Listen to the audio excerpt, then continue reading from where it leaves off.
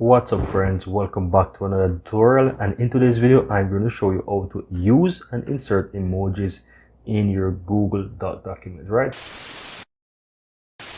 So as you can see, I have a document here, and in order to insert emojis, all you have to do is just simply click on insert from the menu options here, and then you want to look for the option in the list that says emoji. You want to click on that. So to insert any emoji, guys, all you have to do is just simply go ahead and click on the emoji, and it will be inserted into the document, right? You can also insert the emoji into the title as well. So I can come here and I can copy this emoji, and I can simply go back to my document and I do a Control V, and as you can see, it's there. And if you would like to use other emojis that are not within the title, you can easily do that. All you have to do is just simply go to insert, go to emojis. You want to find the emojis that you want to use, click on that emoji, insert it into the document. You can do like a Control X, take it out of it, click on your title, and you can press Control V and add it in.